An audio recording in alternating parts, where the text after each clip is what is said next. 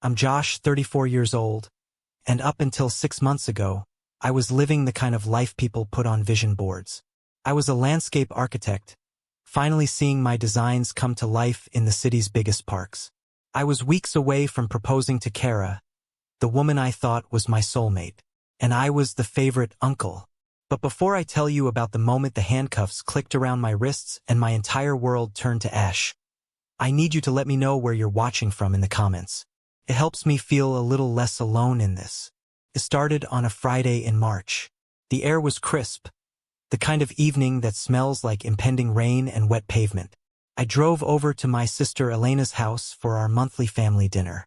It was a tradition. No matter how busy I was with blueprints or site visits, I never missed it. Family meant everything to me. Being the middle child, I always felt like I had to work a little harder to keep everyone glued together, to keep the peace. Elena lived in a sprawling colonial in the suburbs, the kind of house that screamed success. Her husband, Mark, was in finance, high stress, high reward. They had the luxury cars, the manicured lawn, and the country club membership. But inside, the air was always thick enough to choke on. You could feel the tension vibrating off the walls. That night, things felt heavier than usual. When I walked in, carrying a bottle of Mark's favorite Cabernet, nobody greeted me at the door. I found them in the kitchen. Elena was aggressively chopping vegetables, her knuckles white around the knife handle. Mark was leaning against the granite island, scrolling through his phone with a scowl that deepened every time he swiped. And then there was Chloe, my 14-year-old niece. Usually, Chloe would run to hug me. She was the golden child of the family. Straight A's, ballet captain, the girl who could do no wrong. I'd spoiled her since she was in diapers. I was the uncle who bought the books she wanted, who snuck her extra dessert, who listened to her complain about school drama when her parents were too busy arguing about money or status. But that night, Chloe didn't hug me. She was sitting at the kitchen table, picking at a loose thread on her sweater. She looked pale, sickly. When I said her name, she jumped like a startled cat. "Hey, kiddo," I said, trying to inject some warmth into the freezing room. "I brought you that graphic novel you asked for." I slid the book across the table. Normally, her face would light up.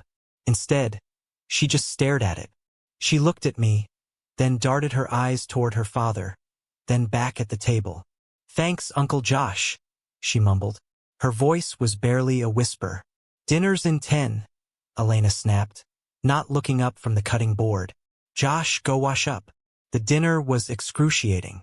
Mark was 3 glasses of wine deep before the roast chicken was even carved. He started ranting about a junior associate at his firm, his voice getting louder with every sentence. Mark had a temper. Everyone knew it. He never hit Elena, at least not that I knew of, but he was volatile. He threw things. He punched walls. He controlled the finances with an iron fist. I tried to steer the conversation to safer ground. "So, Chloe, how's the ballet solo coming along? The recital is next month, right?" Chloe froze with her fork halfway to her mouth. She looked terrified. "She's quitting," Mark barked, slamming his wine glass down. Wine sloshed over the rim, staining the white tablecloth red. "She's lost her focus. Her grades slipped in math. No extracurriculars until she gets it together." "Mark, please," Elena whispered, her eyes darting to me. She cared more about appearances than anything else. She didn't want her brother seeing cracks in the facade. "Don't, Mark. Please me, Elena. I pay for the lessons, I decide when they stop." I looked at Chloe. Tears were welling up in her eyes, but she didn't let them fall. She just stared at her plate. I felt a surge of protective anger. "It's just 1 grade, Mark," I said, keeping my voice calm. "She's a kid. She needs an outlet." Mark turned his glare on me. "You don't have kids, Josh. Don't tell me how to raise mine. Stick to planting flowers." The rest of the meal passed in silence. The only sound was the scraping of silverware on china. After dinner, I helped Elena clear the table while Mark retreated to his study with the rest of the wine bottle. "Is everything okay?" I asked Elena quietly as I loaded the dishwasher. Chloe seems off. Elena sighed, wiping a non-existent spot off the counter. It's just teenage hormones, Josh. And Mark is under a lot of pressure at work. Layoffs are rumored. Just don't make waves, okay? I nodded, but my gut was twisting. I went to say goodbye to Chloe. She was in the living room, sitting on the edge of the sofa, staring blankly at the TV. I'm heading out, kiddo, I said. She stood up. For a second, she looked like she wanted to say something. Her lip trembled. She took a step toward me, and I thought she was going to hug me. But then we heard the crash. It came from Mark's study down the hall. The sound of glass shattering against a wall. Mark's voice roared something unintelligible. Chloe flinched so hard she almost lost her balance. The look on her face wasn't just fear. It was terror. Absolute primal terror. I have to go to bed, she stammered. She turned and ran up the stairs before I could say another word. I drove home that night with a knot in my stomach. I called Kara, my fiancée, just to hear a friendly voice. She was at her yoga class, so I left a voicemail. Hey, dinner was a disaster. Mark is on a rampage again. I'm worried about Chloe. Let's do brunch tomorrow. I need to decompress. Love you. I went to bed thinking about how I could help. Maybe I'd offer to pay for the ballet lessons myself. Maybe I'd take Chloe out for ice cream on Sunday and let her vent. I fell asleep thinking I was a good uncle, a good brother, a good man. I didn't know that was the last night I would ever sleep peacefully. I didn't know that while I was dreaming of solutions, a nightmare was being concocted in that house. A lie so dark it would swallow me whole before the sun even came up. The pounding on my door wasn't a knock. It was a demand. I groggily rolled over and looked at the clock. 7:15 a.m. Saturday. My brain was still foggy from sleep. Who would be banging on my apartment door this early? I pulled on a pair of sweatpants, stumbling into the living room. I'm coming, hold on, I yelled, rubbing my eyes. I opened the door, expecting maybe a neighbor complaining about a leak, or a delivery guy at the wrong address. Instead, I saw two uniformed police officers. Behind them, the hallway was empty, but the air felt charged, dangerous. Joshua Bennett? The taller officer asked. His hand was resting near his belt, not on his gun, but close enough to make my heart hammer against my ribs. Yes. My voice cracked. Is something wrong? Is it my parents? My sister? My first thought was a car accident. Or maybe Mark had finally gone too far and hurt Elena. Panic surged through me. We need you to come down to the station for questioning regarding an incident involving a minor, the officer said. His tone was flat, professional, and terrifying. A minor? What? I don't understand. Please step out of the apartment, sir. Wait, can I grab my phone? My keys. Grab them. Now. I scrambled back inside, my hands shaking so hard I dropped my keys twice.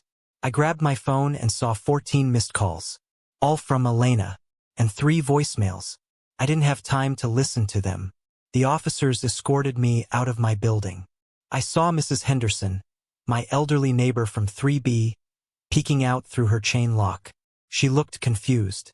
I tried to give her a reassuring smile, but I probably looked like a maniac. They put me in the back of the cruiser. No handcuffs yet, but the cage between me and the front seat made it clear I wasn't a guest. In the car, I finally unlocked my phone. I listened to the first voicemail from Elena. Her voice wasn't just crying. It was a guttural scream. You sick, twisted animal. How could you touch her? I trusted you. She's a child, Josh. She's your blood. The phone slipped from my hand and clattered onto the floor of the police car. The world stopped spinning. The sound was sucked out of the air. Touch her? Chloe? My brain couldn't process the words. It was like trying to read a language I didn't speak. I was the guy who built treehouses. I was the guy who sat through 3-hour ballet recitals. I was Uncle Josh. There's a mistake, I said to the plastic partition. There is a massive mistake. My sister. She thinks she's wrong. The officers didn't respond. When we got to the station, they put me in an interview room. It was exactly like the movies. Cinder block walls, a metal table bolted to the floor, a two-way mirror. It smelled of stale coffee and industrial cleaner. I sat there for an hour. My mind was racing, replaying the dinner. Did I hug her too long? No, she didn't even hug me. Did I say something weird? No. I touched her shoulder once when I gave her the book. That was it. Finally, two detectives walked in. One was a man, Detective Rodriguez, looking tired and cynical. The other was a woman, Detective Sarah Miller. She had sharp eyes that seemed to be dissecting me layer by layer. Mr. Bennett, Detective Miller started, sitting across from me. Do you know why you're here? My sister left me a voicemail, I said. My voice sounded hollow. She thinks I hurt my niece. Did you? Rodriguez asked. Direct. Brutal. No. God, no. I would never. I love that kid. I left at 9 p.m. She went to her room before I even left.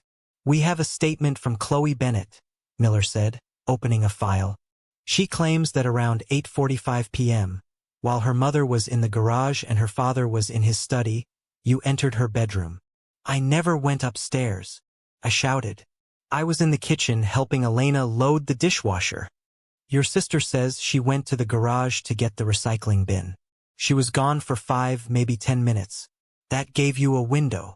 I was in the kitchen, pleaded. I was scraping plates. Chloe was very specific, Mr. Bennett, Miller said, her voice softer now, almost sympathetic, which was worse. She described where you touched her. She described what you said. I felt bile rise in my throat. I wanted to vomit. The details they were listing, they were horrific. And they were fiction. Pure, evil fiction. Why would she lie?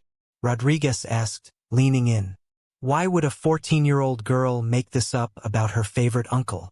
Kids don't just invent this stuff for fun. I don't know. I buried my face in my hands. Mark was screaming at dinner. He was drunk. He broke something. Maybe she's scared? Maybe she's confused. We spoke to the father, Rodriguez said.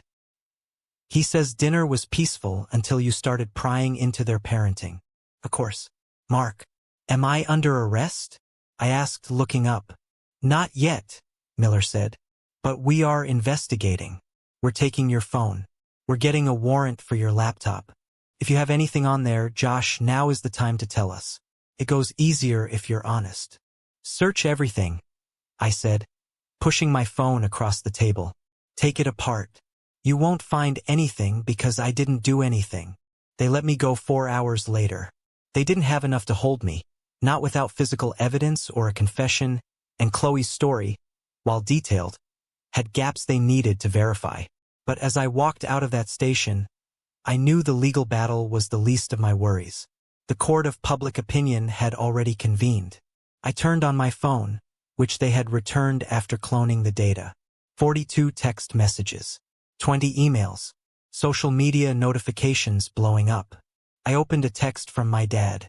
My father, the man who taught me how to throw a baseball, the man who taught me about honor. Robert Bennett. Don't bother coming to the house. You are dead to us. If I see you near this family again, I will kill you myself. Do not test me. I stood on the sidewalk outside the precinct, the sun shining brightly on a beautiful Saturday morning, and I felt like I was standing in the middle of a nuclear wasteland. The drive back to my apartment was a blur. I kept checking my rearview mirror, paranoid that someone was following me. When I pulled into my complex, I saw it. Kara's car was parked out front, but she wasn't coming to visit. The trunk was open. She was hauling a suitcase out the front door. I parked haphazardly and ran toward her. Kara! She froze. She looked at me, and the expression on her face broke whatever was left of my heart. It wasn't anger. It was disgust. It was like she was looking at a cockroach she needed to step on. Kara! Stop! I panted, reaching for her arm. She recoiled. Don't touch me. You can't believe this, I said, my voice shaking. You know me. You know I didn't do this. I was with Elena. I was helping with the dishes. Elena called me, Kara said, slamming the trunk shut. Her eyes were cold, devoid of the love I saw there just yesterday. She told me everything Chloe said. It makes sense, Josh. You're always so obsessed with her. Always buying her gifts. Always wanting to hang out with a teenage girl. I'm her uncle, I screamed. That's what uncles do. I was being supportive because her father is a psycho. Or maybe you were grooming her, Kara spat. God, I feel sick. I let you around my sister's kids. I almost married you. Kara, please, just wait. The police let me go. They don't have evidence because nothing happened. Just wait for the investigation. She walked around to the driver's side. I can't wait, Josh. I have a career. I'm up for a promotion at the agency.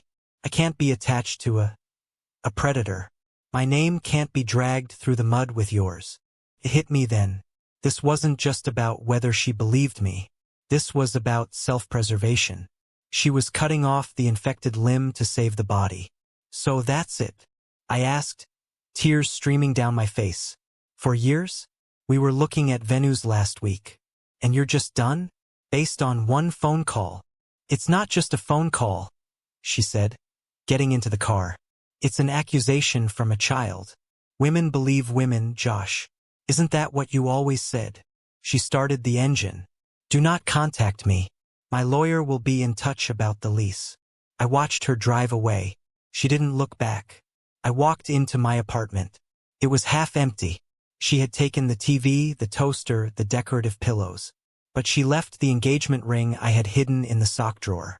She didn't know it was there. Or maybe she did, and she left it as a final insult. I sat on the floor of the living room and stared at the wall.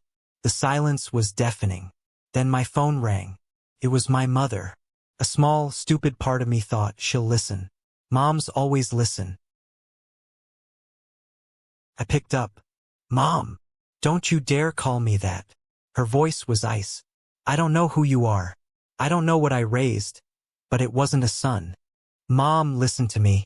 Chloe is lying. I don't know why, but she's lying. Why would she lie, Josh? Tell me that. Why would a sweet, innocent girl make up something so horrible?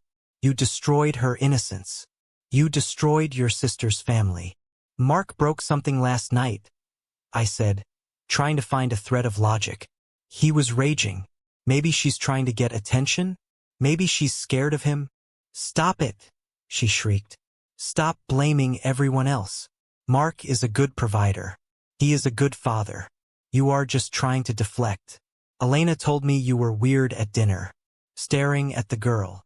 I was worried about her. You are sick. We are changing our wills, Josh. You are out. The inheritance, the house, everything goes to Elena and Chloe. We are using that money to pay for Chloe's therapy. It's the least we can do. Inheritance, wills, money. Even in a crisis, my parents spoke the language of currency. I don't care about the money, I said quietly. I care about the truth. The truth is you are a monster. Goodbye, Joshua. The line went dead. That night I didn't sleep. I sat by the window and watched the streetlights. Every car that passed, I thought it was the police coming back to arrest me. Around 3 a.m., I got an email notification on my phone. It was from my boss. Subject: Employment status Joshua. Due to the nature of the allegations brought to our attention, we are placing you on unpaid administrative leave effective immediately pending the investigation. We have also restricted your access to the company servers and client files. Do not come to the office. Unpaid. Allegations brought to their attention. Who brought it to their attention? It was Saturday. The police wouldn't call my employer that fast. Then I remembered Kara's words. I can't be attached to this. Kara. She called them. She called my boss to distance herself before Monday morning. I laughed. It was a dry, cracking sound that hurt my throat. I had lost my fiancé, my family, my reputation, and my salary in less than 24 hours. I was entirely, completely alone. The next 2 weeks were a blur of humiliation. The story didn't make the national news, thank God, but it tore through my community like wildfire. Suburbia runs on gossip, and I was the flavor of the month. I couldn't go to the grocery store without feeling eyes on me. I saw people whisper. I saw mothers pull their children closer when I walked down the aisle. One morning, I walked out to my car to go to a meeting with a criminal defense lawyer. A guy named Vance who charged $400 an hour and smelled like expensive cologne and cynicism. My car was destroyed. Someone had taken red spray paint and written Predator across the hood and Monster on the driver's side door. They had keyed the paint so deep the metal was exposed. The tires were slashed. I stood there, staring at the vandalism, and I didn't even feel angry. I just felt tired. A bone-deep exhaustion that made it hard to stand up straight. I took an Uber to the lawyer's office. Vance listened to my story, tapping a gold pen against his notepad. "Here's the reality, Josh," Vance said, leaning back. "It's he said, she said. There's no DNA, no witnesses. The timeline is tight. If they charge you, we go to trial and I think we can win. But the investigation, that can drag on for months. And in the meantime, your life is going to be hell." "It already is," I said. "How much is this going to cost?" "Retainer is $15,000. If we go to trial, you're looking at $50,000, maybe $75,000. I had about $20,000 in savings. That was my wedding fund, my house down payment. "I'll write you a check," I said. By month 3, I was broke. The unpaid leave meant zero income. My rent was high. The lawyer fees were bleeding me dry. I started selling things. The big TV, my guitar collection, the watch my dad gave me for graduation. I sold that one with a special kind of bitterness. I lived on rice, beans, and the cheapest canned tuna I could find. I stopped turning on the heat to save electricity. I sat in my apartment in a coat, watching my breath fog in the air. The isolation was the worst part. My friends had vanished. My college buddies, the guys I played poker with, radio silence. When I reached out to my best friend, Mike, he sent a text. "My wife isn't comfortable with us hanging out right now. Sorry, man." The only person who spoke to me was Mrs. Henderson. One Tuesday, I opened my door to find a Tupperware container on the mat. It was beef stew. There was a sticky note. "You look thin. Eat." I knocked on her door. She opened it, clutching her robe. "Mrs. Henderson, I can't take this," I said. "You know what they're saying about me." She looked at me over her glasses. "I've lived a long time, Joshua. I know a bad man when I see one. You've carried my groceries for 5 years.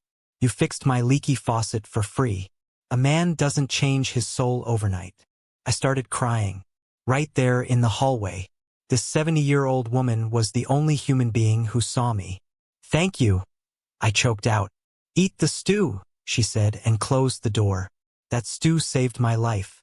Not because of the calories, but because it kept me from swallowing the bottle of sleeping pills I had sitting on my nightstand. I had stared at those pills for hours the night before. I had written a note. I had planned it. But Mrs. Henderson's stew reminded me that there was still kindness in the world. And if there was kindness, maybe there was truth. I decided then and there, I wasn't going to die, and I wasn't going to run. I was going to survive this. I was going to outlast the lie. I spent my days researching. I read everything I could about false accusations, about family psychology. I started journaling every detail I could remember about that night, about Chloe, about Mark. I realized something important. The timeline. Elena said she was in the garage for 5 to 10 minutes. Chloe said I came in, sat on her bed, talked to her, and then assaulted her. That takes time. And Mark was in his study, which shares a wall with Chloe's room. If she had screamed or cried out, he would have heard. But she didn't scream. Why? Because it didn't happen. But also, because whatever did happen in that house that night, it was quiet. I waited. For months. 5 months. The police hadn't charged me yet. That meant they were struggling with the evidence. Then, 6 months to the day of the dinner, my phone rang. Mr. Bennett? It was Detective Miller. Speaking. Can you come down to the station? We have an update on your case. Am I being arrested? I asked, my hand gripping the phone so hard my knuckles turned white. No, she said. There was a pause. A hesitation I hadn't heard before. Actually, we need you to sign some papers. And there are some things you need to hear. Walking back into the police station felt like walking into a lion's den. I expected the glares, the whispers. But this time, the atmosphere was different. The desk sergeant didn't sneer at me. He just nodded and buzzed me through. Detective Miller met me in the hallway. She looked tired, her eyes rimmed with red, but there was a softness in her expression that terrified me more than her anger. She led me to a small office, not the interrogation room. Sit down, Josh, she said. I sat. What's going on? We're closing the investigation, she said. No charges will be filed. I let out a breath I felt like I'd been holding for half a year. The relief was physical, a wave of dizziness that made me grab the arms of the chair. It's over, I whispered. It's over, she confirmed. But you need to know why. She opened her laptop and turned the screen toward me. We subpoenaed everything. Phones, laptops, cloud backups. It took months to get through the encryption on an app Chloe was using to talk to her friends. It's a disguised app. Looks like a calculator, but it's a chat room. She pointed to a transcript. User. Ballerina Girl 09. Chloe. User. Steph BFF Steph BFF. Did you tell them? Did you tell the police? Chloe, I had to. I didn't have a choice. Steph BFF. But he didn't do it, Chloe. That's your uncle. You said he was cool. Chloe, you don't get it. Dad found the watch. He was going to kill me. He was literally smashing the walls. I needed something bigger. I needed a distraction. Steph BFF. So you blamed him? Chloe, Mom knows. Mom figured it out, but she said we have to stick to the story or Dad will leave us. If Dad leaves, we lose the house. We lose everything. I read the words 3 times. The letters swam before my eyes. The watch? I asked, my voice trembling. We questioned Chloe again this morning, Miller said. Apparently Mark has had a vintage Patek Philippe watch, worth about $50,000. Chloe was playing with it that Friday night before dinner, trying to take a picture for Instagram. She dropped it, shattered the face, broke the internal mechanism. I closed my eyes. The crash. The sound of glass breaking I heard before I left. It wasn't Mark breaking a vase in a rage. It was him finding the watch. Mark went ballistic, Miller continued. He told her she was useless. He told her she ruined everything. Chloe was terrified. She thought he was going to kick her out.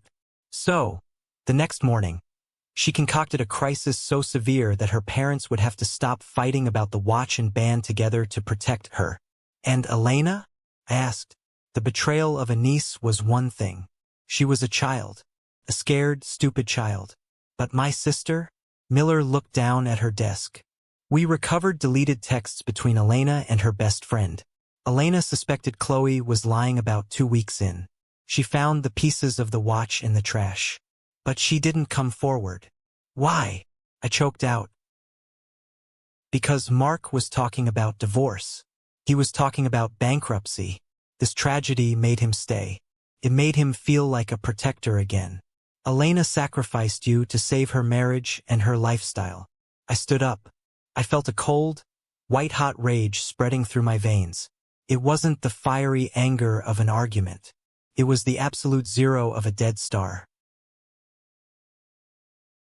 Where are they? I asked. They're in interview room B. All 3 of them. We called them in to confront them with the logs. I want to see them. Josh, that's not standard procedure. I want to see them. I slammed my hand on the desk. They took 6 months of my life. They took my fiancé. They took my job. I want to look them in the eye. Miller looked at me for a long moment. She saw the desperation. Okay, she said, but stay behind the glass. Do not go in the room. She led me to the observation room. I looked through the one-way mirror. There they were. Mark was sitting with his head in his hands. Elena was crying, her mascara running down her face. The perfect suburban mom finally undone. And Chloe. She looked small. She was curled up in the chair, hugging her knees. She looked exactly like the little girl I used to read stories to. Detective Rodriguez was in the room with them. So let me get this straight. Rodriguez was saying, his voice booming through the speaker. You let an innocent man lose his livelihood, get branded a pedophile, and almost commit suicide. For a watch? For a watch and a country club membership. I was scared. Chloe sobbed. I didn't think it would get this bad. I thought Uncle Josh would just get in trouble. Not arrested. And you, Mrs. Bennett? Rodriguez turned to Elena. You knew. You found the watch parts. I couldn't. Elena stammered. Mark would have killed her. He was so angry. I had to protect my daughter. So you fed your brother to the wolves? Rodriguez said with disgust. I turned away from the glass. I couldn't watch anymore. The image of Elena, my big sister, the one who bandaged my knees when I fell off my bike. Calculating the cost of my life against her husband's temper was too much. There's one more thing, Miller said softly. What? We found an email from Kara, your ex-fiancée. I froze. What about her? She emailed your company HR department on that Sunday morning, before the police even contacted your employer. She sent them a concerned citizen tip about the allegations. She wanted to make sure they knew she had severed ties with you. The final knife in the back. Kara didn't just leave. She made sure the door was nailed shut behind her to protect her own reputation. Can I go? I asked. I need fresh air. You're free to go, Josh. You're completely cleared. I walked out of the station. The sun was shining again, just like it was the day I was arrested. But the world looked different now. The colors were muted. The people looked like ghosts. I wasn't a criminal anymore, but I wasn't Josh Bennett anymore either. That guy died in the interrogation room. The man who walked out was someone else entirely. Someone harder. Someone who knew exactly what the price of loyalty was, and knew that his family couldn't afford it. Before I tell you what happened when I faced them, I need to take a second. This moment, standing on the steps of the police station with the truth in my hands, was the turning point. It's the moment I realized I wasn't the villain. If you've ever been blamed for something you didn't do, if you've ever felt the weight of an injustice, hit that like button right now. Comment justice below. Let me know you're with me. Your support tells me I'm not shouting into the void anymore. It tells YouTube that stories like this matter. Okay, back to the fire. I didn't go home. I went to my car, the rental I was driving since mine was totaled, and I just sat there. My phone started buzzing. It was Elena, then Mark, then my mother, then my father. The police must have released them. They knew I knew. I let it ring. I watched the names flash on the screen like a roll call of traitors. Mom calling, Dad calling, Elena calling. Finally, I answered Elena's call. I didn't say anything. I just listened. Josh? Josh, please pick up. Oh God, Josh, I'm so sorry. We're coming over. We're coming to your apartment. Please, we need to explain. Don't, I said. My voice was calm, unnaturally calm. If you come to my apartment, I will call the police and have you arrested for trespassing. Ironic, isn't it? Josh, please. It was a mistake. Chloe. She's just a child. She was scared. We can fix this. You knew, I said. You found the watch parts, Elena. You knew for 5 months. While I was selling my guitar to buy food. You knew. While I was thinking about swallowing pills. You knew. I was protecting my family, she wailed. I was your family, I said. And I hung up. But they didn't listen. Of course they didn't. They were the Bennetts. They thought they could fix anything with a conversation and a checkbook. An hour later, my parents' Mercedes pulled up to my apartment complex. My dad, Mom, Elena, and a terrified-looking Chloe got out. I was watching from the window. I saw Mrs. Henderson come out onto her balcony and glare at them.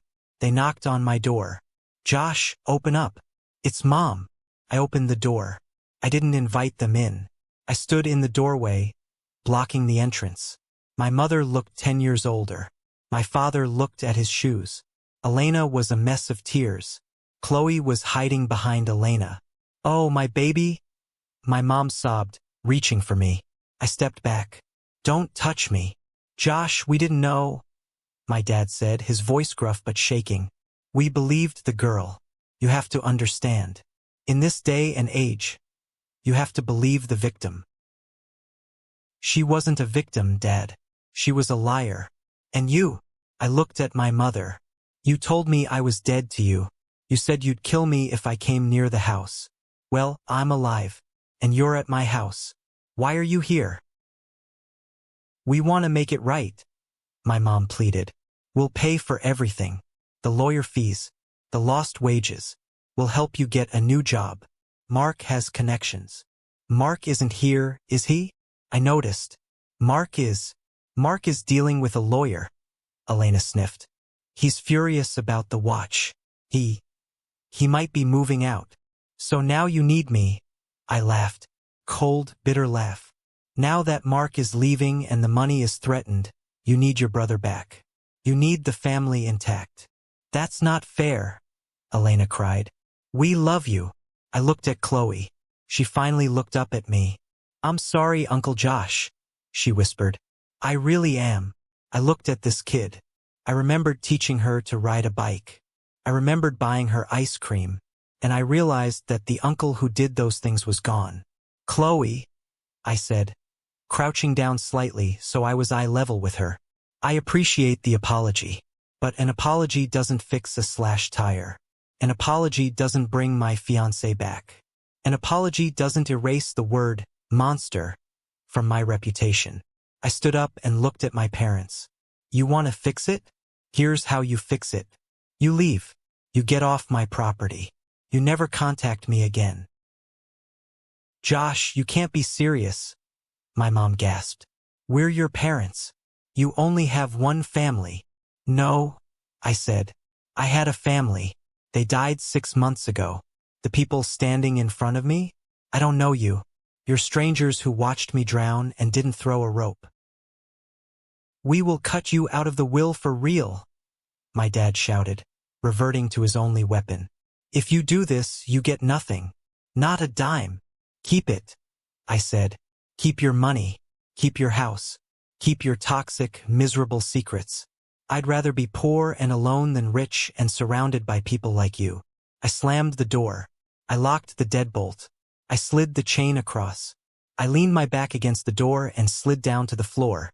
On the other side, I could hear my mother screaming, banging on the wood. I heard Mrs. Henderson yell from her apartment, "Leave the boy alone or I'm calling the cops." Eventually, the hallway went quiet. I sat there in the silence, and for the first time in 6 months, I didn't feel heavy. I felt light, like I was floating. I had lost everything, yes, but I had also lost the burden of trying to please people who would never truly love me. I had cut the anchor. I was adrift, but I was free. The next morning, I woke up with a clarity I hadn't felt in years. The emotional storm had passed, leaving behind a cold, hard landscape. It was time for the cleanup. I called Lawyer Vance. "Josh," he answered on the first ring. "I heard the news. Congratulations. I assume you want your retainer balance back." "No," I said. "I want to sue them." Silence on the other end. Then a rustle of papers. "Who? The police?" "No. My sister, my brother-in-law, and my parents. Josh suing family is messy. It's a war of attrition. Are you sure? Defamation, malicious prosecution, emotional distress, lost wages. I want everything, Vance. I want to burn it down. Come to the office at 2 p.m., he said. I could hear the smile in his voice. Vance was a shark, and I had just chummed the water. We filed the lawsuit 3 days later. We named Elena and Mark as primary defendants for the false report and defamation. We included text messages, the email from Kara as evidence of damage, and the receipts for every cent I had lost. The reaction was immediate. My dad called, screaming that I was an ungrateful brat, that I was airing dirty laundry. I didn't answer. I just forwarded the voicemails to Vance. Add it to the evidence pile, I told him. Then came the flying monkeys. My cousins, aunts, people I hadn't spoken to in years, sending me Facebook messages. Cousin Mike, Josh, man, drop the lawsuit. You're killing your mom. She's depressed. Don't be like this. Aunt Linda, family forgives, Joshua. Jesus forgives. Why can't you? I blocked them all. Delete, block, delete, block. It was therapeutic. Then Kara showed up. It was a Tuesday evening. I was packing boxes. I was planning to move out of state as soon as the settlement came through. There was a knock. I checked the peephole. It was Kara. She looked perfect, as always. Hair done, nice dress. She was holding a lasagna. A literal lasagna. I opened the door, but I left the chain on. Josh, she said, flashing a sad, practiced smile. Can we talk? Through the crack, I said. I brought you dinner. I know things have been hard. I'm not hungry. Josh, please. I made a mistake. I was scared. You have to understand, the agency is so strict about PR. I panicked. You emailed them, I said. She froze. What? You emailed my HR department. Before the police even charged me. You made sure I lost my job, so you wouldn't be embarrassed. Her face went pale. I was trying to get ahead of the story. You weren't trying to protect me. You were protecting your promotion. Tell me, Kara, did you get it? Did you get the senior VP spot? She looked down. Yes, I did. Congratulations, I said. I hope it keeps you warm at night. I miss you, she whispered, tears forming. I love you. We were going to get married. We can fix this. Everyone knows you're innocent now. It's over. It's not over, I said. It's just beginning. And you're not part of it. The Josh you knew is gone. He was a nice guy. He was a forgiving guy. I'm not him. Please, Josh, don't throw away 4 years. You threw it away in 4 minutes, Kara. Goodbye. I closed the door. I didn't slam it this time. I just closed it. I listened to her crying in the hall for a few minutes, then the click of her heels walking away. I took the engagement ring out of the sock drawer. The next day, I sold it to a pawn shop. I didn't even haggle. I took the cash, $3,000, and booked a one-way ticket to Denver for a scouting trip. I had heard the landscape architecture market was booming there. 2 weeks later, Mark settled. He didn't want to go to court. His finances were already shaky, and a public trial involving his daughter's lies and his temper would ruin him. The settlement was substantial, enough to cover my lost wages, my legal fees, and a healthy down payment on a new life. Elena had to sign a public apology as part of the deal. I read her apology on Facebook. It was sanitized, vetted by lawyers, but it admitted the lie. I deeply regret the pain caused to my brother, Joshua Bennett. The accusations were false. He is an innocent man. It got 200 likes. Most of the comments were from people saying, "So brave of you to admit this." I laughed.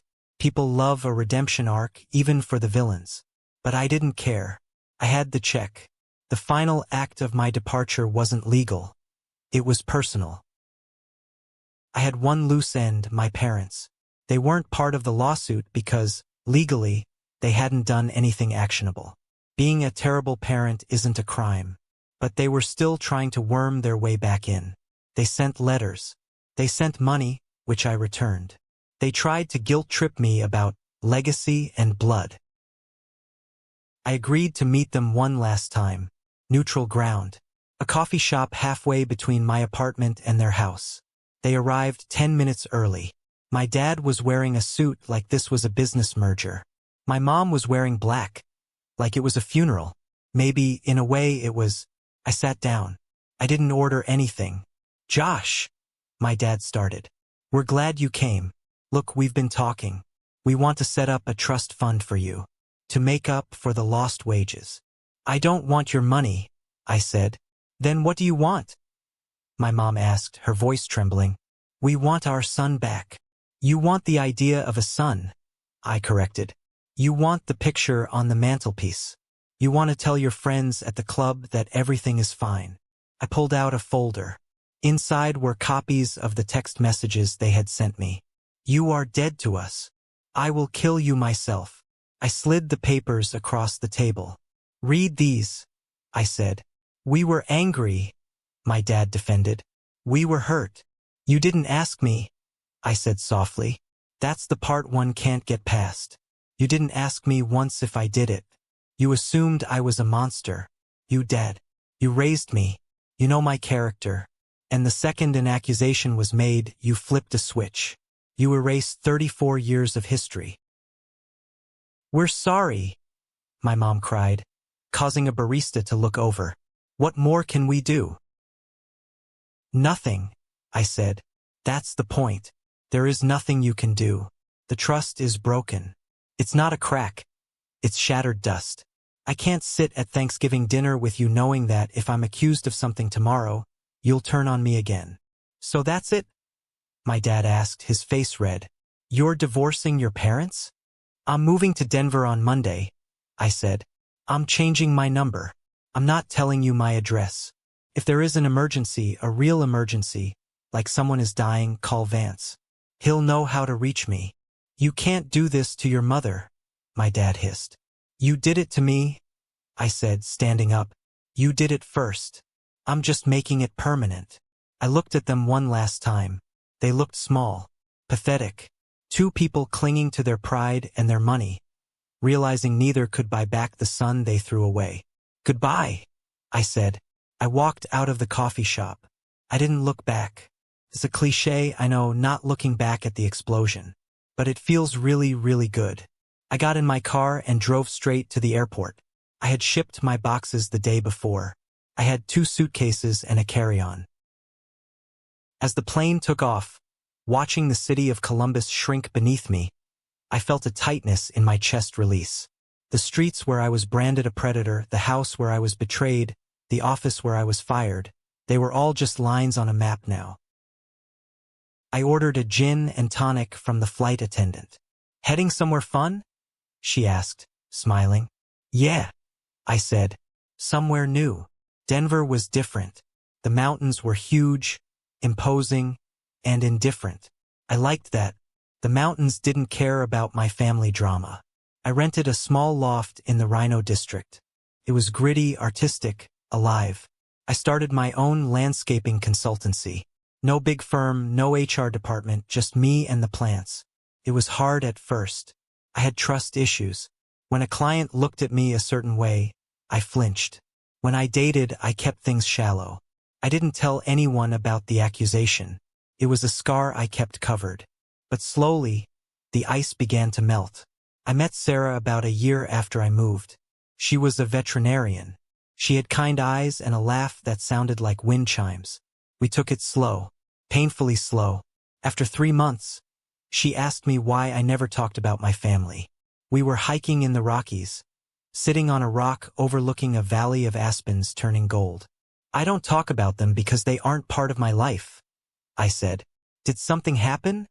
She asked. I looked at her. I evaluated the risk. If I told her, would she run?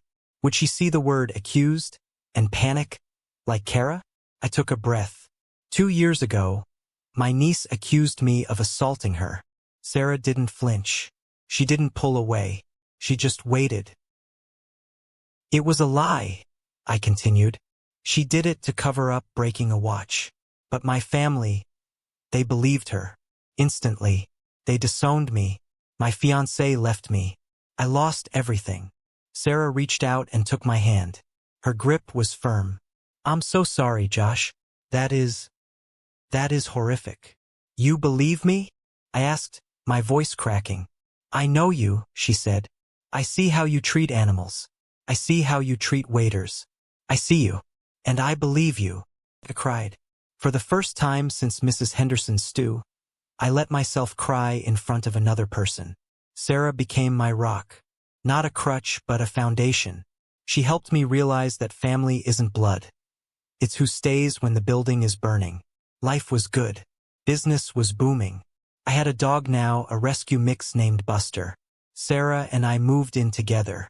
Then, the past tried to knock on the door one last time. It was a letter. No return address, but I recognized the handwriting. It was Chloe's. I held the envelope over the trash can. I should drop it. I should burn it. But curiosity is a curse. I opened it. Dear Uncle Josh, I know you probably won't read this. I know you hate us. I don't blame you. I'm 16 now. Mom and Dad got divorced last year. It was ugly. Dad lost his job and the house was foreclosed on. Mom drinks a lot now. I live with Grandma and Grandpa. They talk about you sometimes. Grandma cries a lot. I just wanted to say, I dream about that night all the time. I wish I could take it back. I wish I had just told them about the watch. I ruined your life because I was a coward. I'm going to therapy. My therapist says I need to make amends. So this is me trying. I miss you. I miss my uncle. Love, Chloe. I sat at the kitchen table, the letter shaking in my hand. Sarah walked in. She saw my face and immediately put the kettle on. She read the letter over my shoulder. What are you going to do? She asked. I looked at the paper. I felt pity for the kid.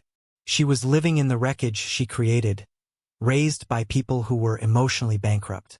Do you think I should reply? I asked Sarah. I think, Sarah said carefully, that forgiveness is for you, not for them. If writing back helps you heal, do it. If it opens the wound, don't. I thought about it for days. I thought about the little girl in the tutu. I thought about the teenager who destroyed me. I realized that I had forgiven her, in a way. She was a child used as a pawn in a dysfunctional marriage. But forgiveness didn't mean access. I took a piece of stationery. I wrote 3 sentences. Chloe, thank you for the apology. I accept it, and I hope you find peace. But some bridges, once burned, cannot be rebuilt. Josh, I mailed it, and that was it. No reunion, no tearful hug, just a period at the end of a very long sentence. Last month was my 37th birthday. Sarah threw a party in our backyard. It wasn't fancy. There were no expensive wines or country club guests. It was a barbecue. Mrs. Henderson flew out from Ohio. I paid for her ticket. She sat in a lawn chair, holding a beer, telling Sarah embarrassing stories about me. Lawyer Vance even sent a card and a bottle of very expensive scotch. I looked around the yard. There were my new friends, fellow hikers, dog park buddies, neighbors, people who knew me as Josh the landscape guy, Josh the dog dad, Josh the guy who makes terrible puns. They didn't know me as the accused uncle. That label had faded, bleached out by the sun of a new life. I realized something profound as I flipped burgers on the grill. My parents defined wealth by assets, watches, houses, inheritances.